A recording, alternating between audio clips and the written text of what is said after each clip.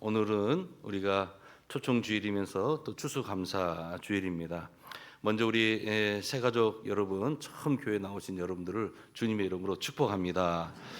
여러분 오늘 왜 교회 나오셨어요? 물론 여러분들을 초청하신 분이 한번 교회 가보자고 또 권유해서 나오셨을 거예요. 그런데 진정한 목적은 여러분 하나님을 만나기 위해서 이곳에 나오는 것입니다. 여러분 예수님과의 멋진 만남을 위해서 또 이 자리가 마련되었습니다.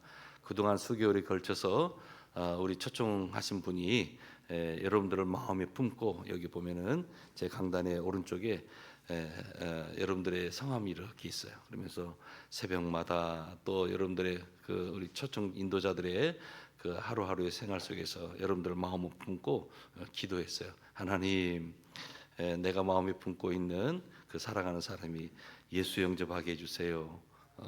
함께 신앙생활하게 해주세요. 그렇게 기도하고 있답니다. 여러분 오늘도 귀한 그 마음을 한번 받으시기를 바랍니다. 그런데 정말 우리 하나님께서, 하늘 아버지께서 여러분들을 만나기를 원하셨어요. 여러분들이 앞으로 또 신앙생활하는 가운데 그 생명의 주님을 꼭 만날 수 있기를 주님의 이름으로 축복합니다. 여러분 전기도 플러스 극이 있고 마이너스 극이 있잖아요. 이 플러스 극과 마이너스 극이 만나기만 하면 정말 강렬한 스파크가 일어나요. 여러분 이 땅에 얼마나 수많은 만남이 있을까요? 그런데 내가 누구를 만나느냐에 따라서 마치 전기의 이 플러스와 또 마이너스가 만나서 강력한 스파크를 이뤄내듯이 정말 생명의 주님을 내가 만나게 될 때 이전까지 내가 알지 못하고 또 보지 못했던 새로운 것들을 내가 발견하게 되고 깨닫게 되고 진정한 삶의 의미와 목적을 내가 알고 살아갈 수 있는 것입니다. 바로 우리 생명의 주님을 만나게 될 때 영혼에 접촉하는 거예요.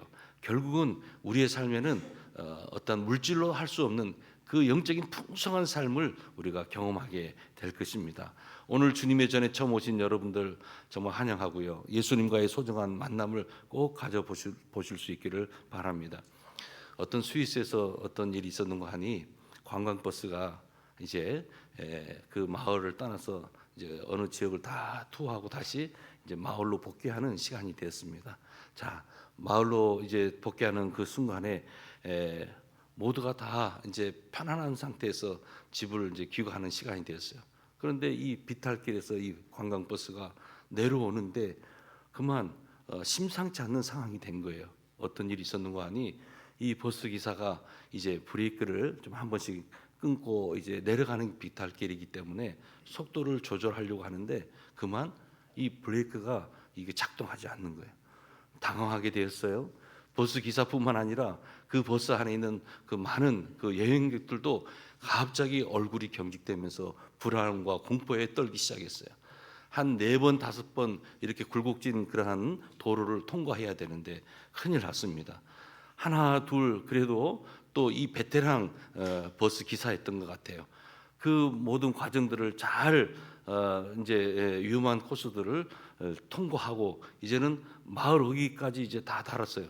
이제는 정말 평지에 가서 조금만 속도만 좀 줄이면 이제 잘 안착할 수 있는 상황입니다. 그런데 이게 여러분 이게 무슨 일입니까? 아이들이 길가에서 놀고 있는, 길 중앙에서 놀고 있는, 멀리서 경적을 울려요. 피하라고. 그때 여러 명의 아이들이 중에서 다 피했는데 한 아이만 피하지 못하는 거예요. 보니까 그 아이가 몸이 좋지 못한 아이였어요. 쉽게 움직일 수가 없었어요. 자, 어떻게 되었습니까? 그 버스 기사가 고민하는 거예요.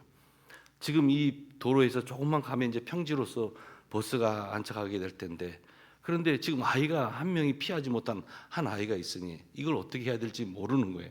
결국은 어떻게 합니까? 그 기사가 그 불편한 아이를 치고 갔어요. 결국은 이제 평지에 다다르고 속도가 줄어들고 내려서 그 버스 기사가 그 아이에게 달려갔어요.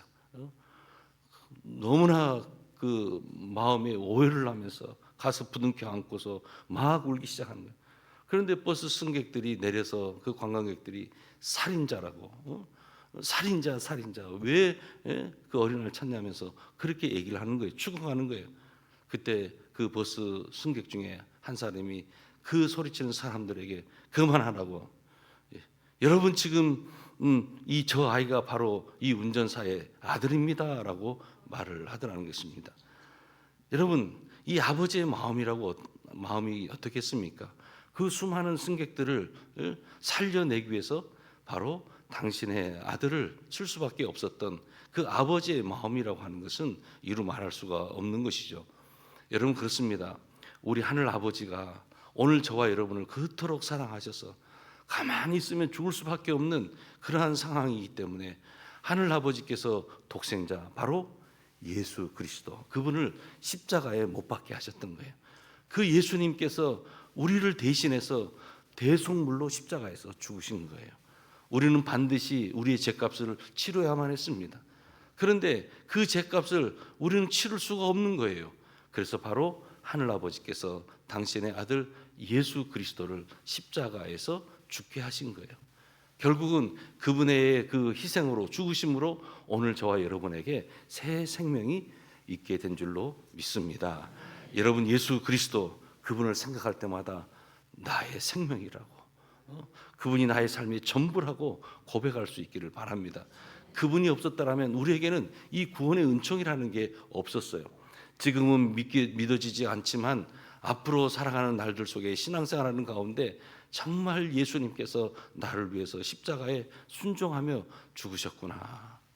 그 하늘 아버지가 저와 여러분을 그토록 사랑하여 주셔서 독생자를 이 땅에 보내주셨구나. 그 아버지의 마음, 하나님 아버지의 마음을 우리가 한번 헤아려 봤으면 좋겠습니다. 사랑의 주님과의 만남, 여러분 이 만남이 고통스러운 이 시대들을 살아가는데 나의 능력이 되는 거예요.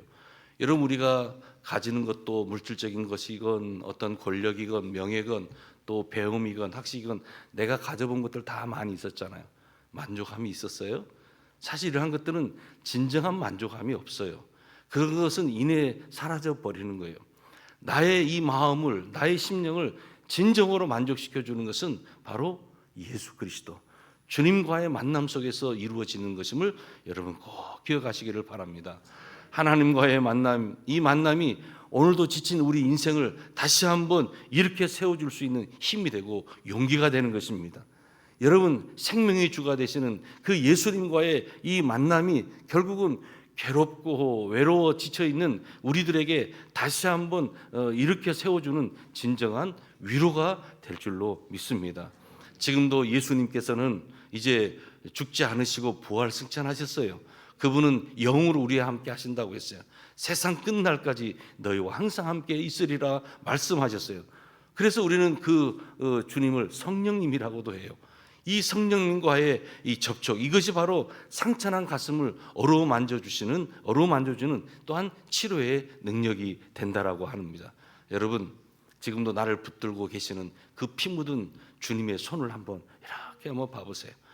이것이 방황하는 사람을 붙들어주는 바로 사랑의 손이 될 줄로 믿습니다. 오늘도 좋은 만남을 갖기 위해서 이 자리에 오셨어요. 먼저 여러분들을 초청해 주신 그 우리 성도님들이 여러분들을 그토록 사랑하셨어요. 마음에 품고 몇 개월을 기도하면서 프로포즈 하셨어요. 사랑한다고 고백했어요. 그런데 궁극적으로 우리 주님께서 여러분들을 그토록 사랑하시는 거예요. 오늘 주님과의 만남의 역사가 앞으로 계속 되어지기를 주님의 이름으로 축복합니다. 하나님이 당신을 이처럼 사랑하사 독생자를 주셨으니 이는 그를 믿는 자마다 멸망하지 않고 영생을 얻게 하려 하심이니라. 그를 믿는 자, 우리 주님께서 멸망하지 않고 영생을 주신다고 했어요. 여러분 영생 얻는 복된 인생이 될 수 있기를 주님의 이름으로 축복합니다. 자, 오늘은 감사 주일이죠. 왜 추수감사 이러한 절기를 허락하셨을까? 우리 주님께서 레위기서 보면 왜 제사를 허락하셨을까? 결국은 기억하라는 거예요. 우리 하나님께서 하셨던 그 모든 일들을 기억하라고 하나님께서 절기를 주셨어요. 또한 어떠한 제사를 잘 지키라고 말씀하셨어요. 유대인들의 탈무드가 있는데요. 거기에 존경하는 랍비 한 사람이 있었습니다. 그 사람의 이름이 아키바라라는 사람이에요. 아마 여러분들이 또 이 탈무드에서 이분의 이야기를 들었을 거예요. 하루는 그가 먼 길을 여행하는데요, 챙기는 게 있었어요. 뭐냐면 이제 책을 보기 위해서는 깜깜할 때 뭐가 필요해요? 등잔이 필요해요. 그래서 등잔을 하나 준비했습니다. 또한 유대의 경전인 토라, 우리 성경에 보면 모세오경 토라를 준비했어요.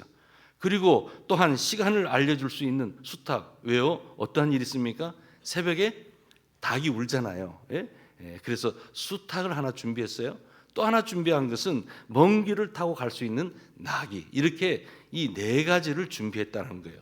등잔과 토라와 수탉과 나귀, 이 네 가지를 준비를 했어요. 자, 여행 도중 날이 저물어서 한 마을에 들어가게 되었습니다. 그런데 그날 밤 머무를 수 있는 집을 찾을 수가 없는 거예요.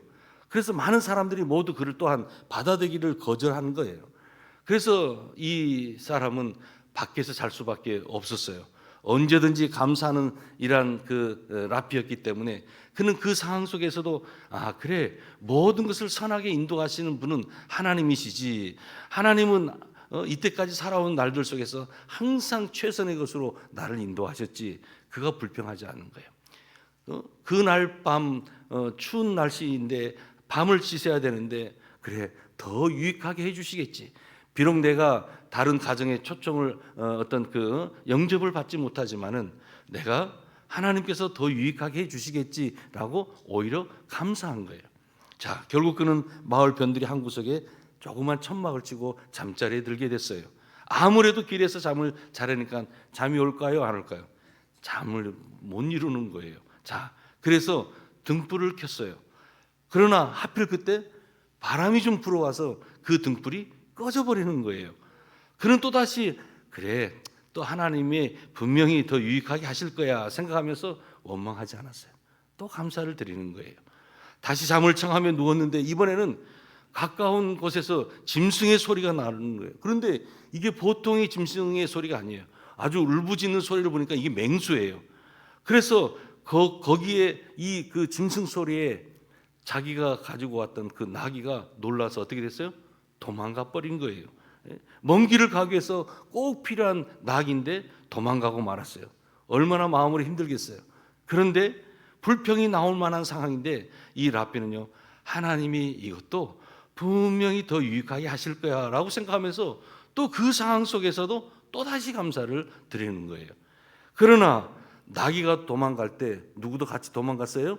수탉이 놀라서 멀리 달아나 버렸어요. 이제 그에게 남는 것이 뭐밖에 없어요? 토라밖에 없어요. 정신을 바짝 차려야 됩니다. 남은 게 네 가지 중에 하나예요. 뭐냐면 토라, 성경밖에 없었어요. 그래도 그는 그래, 하나님이 분명히 유익하게 해주실 거야 라고 생각하면서 또다시 그는 그 순간에도 감사를 했다는 거예요. 다음날 아침이 됐어요. 일어나서 그는 짐을 챙기면서 다시 마을로 내려가서 마을 안을 보는데요, 놀라운 일이 벌어졌어요. 어떠한 일이 벌어졌는가 하니 전날 밤에 수십 명의 소식을 들으니까 수십 명의 도둑대가 그 마을을 습격해가지고 마을이 완전히 초토화됐다는 거예요. 그리고 마을 사람들은 모두 다 죽임을 당해서 아주 끔찍한 그러한 그 상황을 이 랍비가 보게 되었던 것입니다. 만일 랍비 이 아키바의 천막에 등불이 그대로 켜져 있었다라면 여러분 어떻게 됐을까요? 나귀와 수탉이 그와 함께 있어서 소리를 냈다라면 어떻게 되었을까요? 어떠한 상황에서도 항상 하나님을 신뢰하면서 감사하는 그 아키바의 그 감사하는 그 신앙이 결국은 그를 살려주었다라고 하는 그러한 이야기입니다. 여러분, 우리가 살아가는 날들 속에 여러 가지 상황에 처할 때가 있습니다. 중요한 것은 어떠한 상황을 맞이하든지 내가 감사하는 거예요.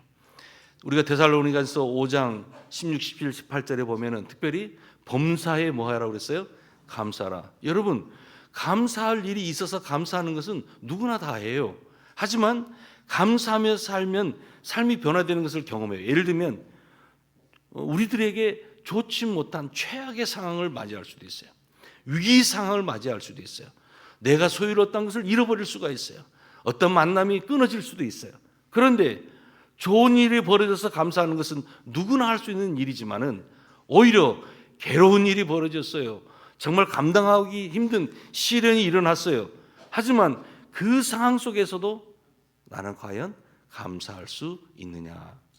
지금 당장 벌어지고 있는 이 상황의 의미를 제대로 알지 못하면은 우리는 그 현상적인 일에 주목하면서 우리는 감사는커녕 원망하고 불평할 거예요. 그런데 오늘 본문에 욥이 등장하지요.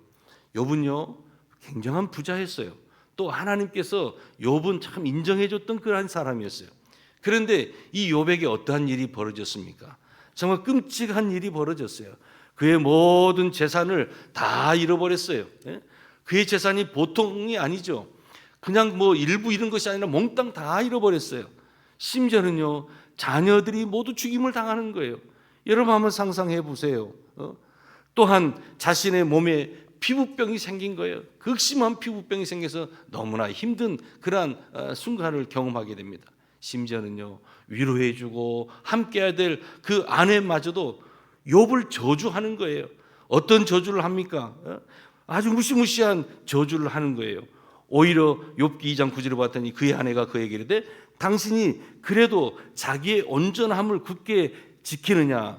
하나님 욕하고 죽으라고 하는 거예요. 하나님 욕하고 죽으라는 거예요.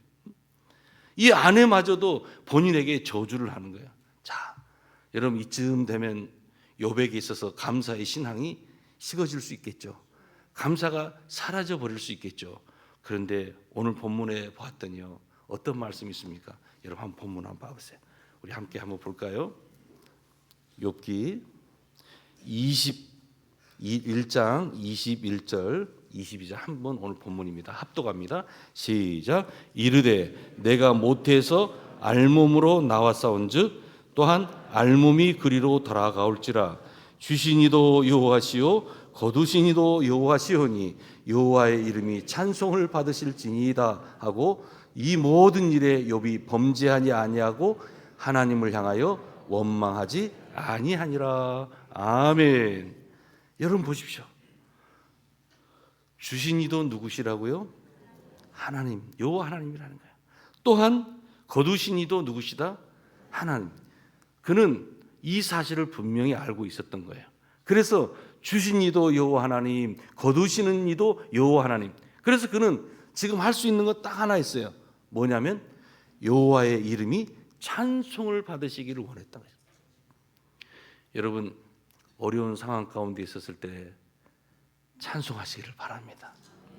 기쁠 때나 슬플 때나 여호와 하나님을 찬송하시기를 바랍니다. 이 모든 일에 욥이 범죄하지 아니하고 하나님을 향하여 원망하지 않았다라는 거예요.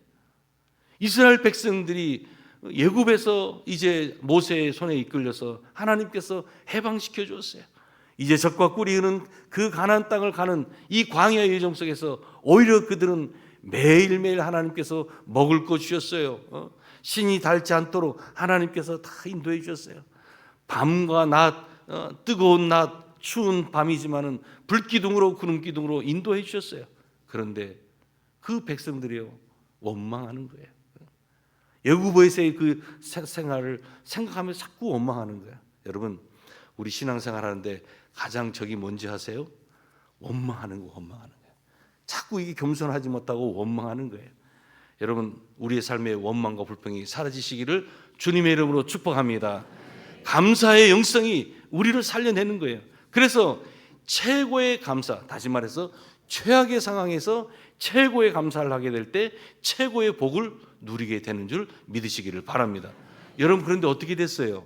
이 욥이라는 사람이 정말 슬펐지만은 하나님을 예배했어요.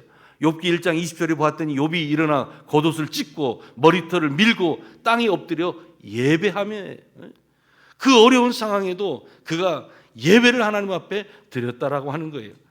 또한 그는 하나님의 주권을 인정하고 찬양했어요. 오늘 방금 21절에 봤더니 주신 이도 여호와 하나님이시고 거두신 이도 누구다?